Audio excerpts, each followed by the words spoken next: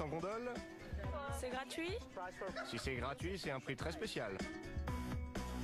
Ogni notte a Venezia.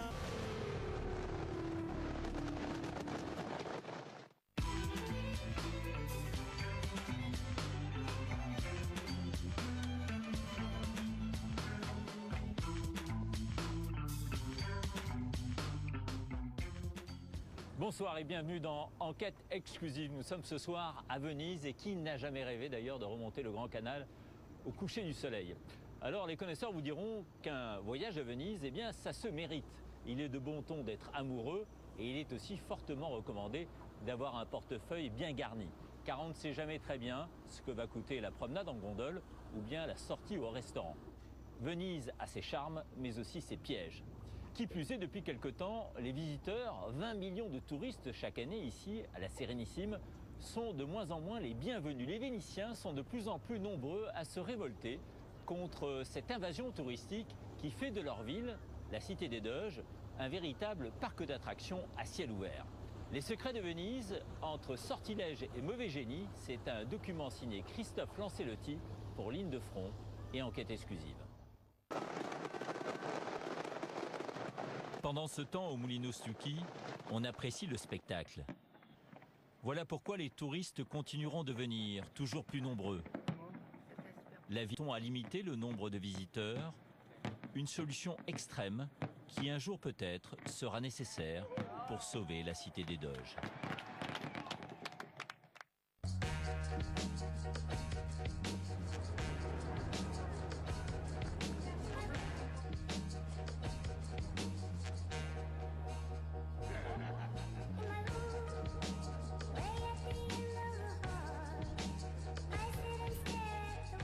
Voilà, nous sommes à Venise, toujours en plein carnaval cette fois. Il a lieu tous les mois de février, ça dure une dizaine de jours. Alors c'est une tradition millénaire ici, qui a connu une certaine renaissance il y a une quarantaine d'années. Et surprise, ce sont essentiellement des Français qui se costument ici.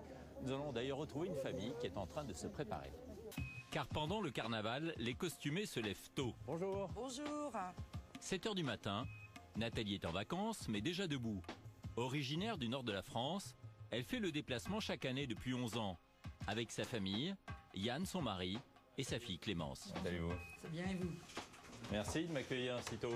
Bonjour. Fonctionnaire et photographe, ils louent ce 3 pièces pendant une semaine. Dans une heure, ils ont rendez-vous au pied de leur appartement avec leur groupe d'amis, des Français qui, comme eux, se costument. C'est vous qui les avez fabriqués, les masques voilà, aussi? Les masques, le chapeau, là ici le col, les quelques accessoires qui viendront ensuite, les chaussures, puisque il faut customiser jusqu'aux chaussures. Ah oui, elles sont superbes ces chaussures.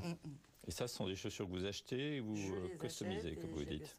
Ce sont des mois de boulot, ça? Oui, oui, généralement c'est une année. Bon, je vais vous laisser vous habiller alors. Le costume de carnaval obéit à des règles très strictes. Aucune partie de peau ne doit apparaître. Seuls les yeux peuvent rester visibles. Yann et Clémence enfilent donc des gants et cachent leurs cheveux. Et ben voilà, tu es prêt, maintenant c'est mon tour. Le but? Ne pas savoir qui se cache derrière le costume, homme ou femme, riche ou pauvre. Depuis des siècles, le costume de carnaval permet toutes les transgressions.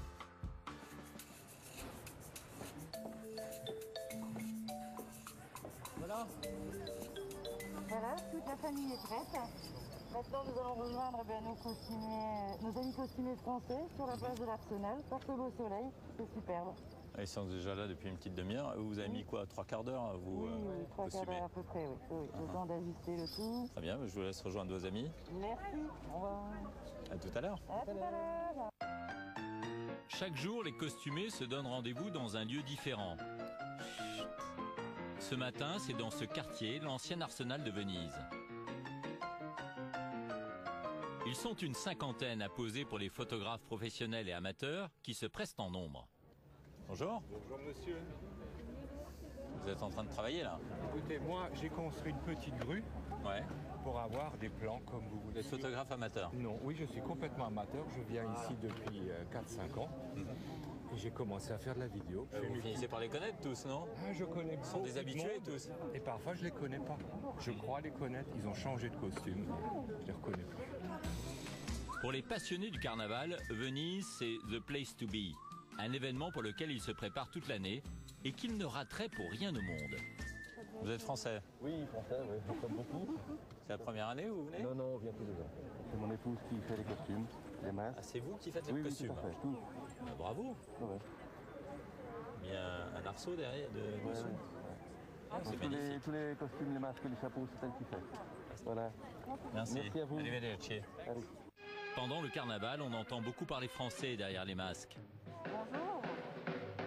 Au point de se demander si le costume de carnaval ne serait pas devenu une tradition hexagonale plutôt que vénitienne. On discute beaucoup parce que c'est notre premier jour, c'est pour ça. Ah, d'accord. Vas-y. Vas-y, Karl.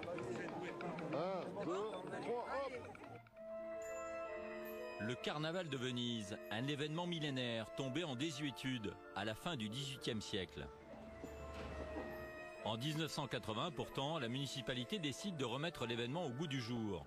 Une décision judicieuse, puisque le carnaval attire depuis des visiteurs du monde entier et permet de lancer la saison touristique.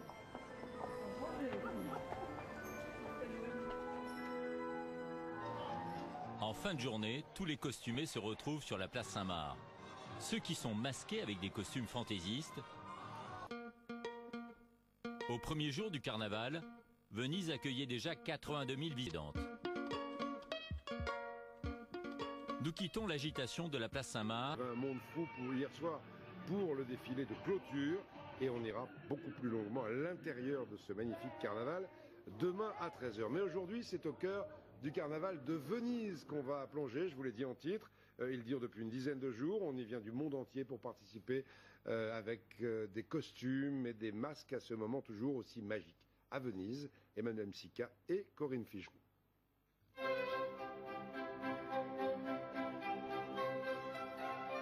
On vient les admirer du monde entier.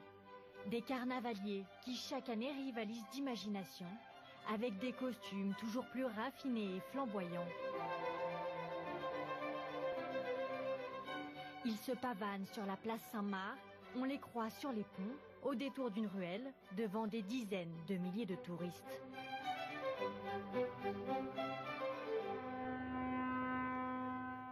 Il n'y a rien qui ressemble à Venise parce que déjà parce qu'il n'y a pas de voiture, on a l'impression d'être dans un petit bijou de conte de fées. Et là, on se coupe de tout. À l'extérieur, les personnages masqués sont traqués par les photographes amateurs. Tourne la tête vers moi, ta main gauche devant, plus vers toi, voilà. Solange est très prisée. On la suit toute la journée. On la réserve même parfois 3 mois à l'avance. Ce sont des Chinois, des Américains, des Italiens, des Norvégiens, des Australiens. Elle sort du lot parce qu'elle fait des costumes extraordinaires. Donc c'est la première qu'on repère tout de suite. Et pour Solange, c'est une consécration.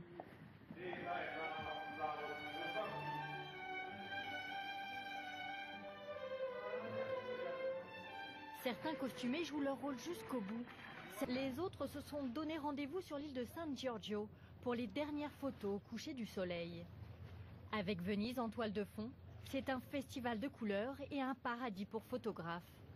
Et derrière nos masques, on n'a plus d'âge, on n'a plus de sexe non plus. Donc du coup, on ose la séduction, un regard appuyé, on prend un bras pour une photo. C'est la magie de Venise.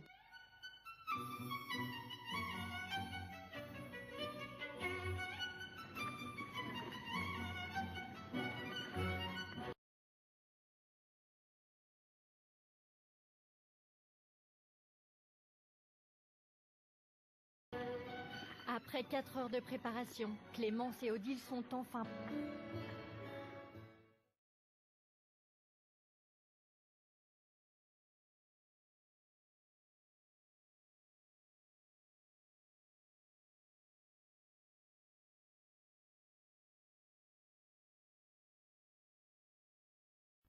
Très beau reportage d'Emmanuel Msika et j'en profite pour saluer l'ami Maurice Olivari qui nous a si longtemps fait partager cette ambiance de Venise. Demain, les plumes et la samba à Rio et d'autres plumes mais sur la tête là-bas à Binche en Belgique avec les Gilles. La Bourse de Paris comme à Moscou, elle remonte sérieusement à Paris.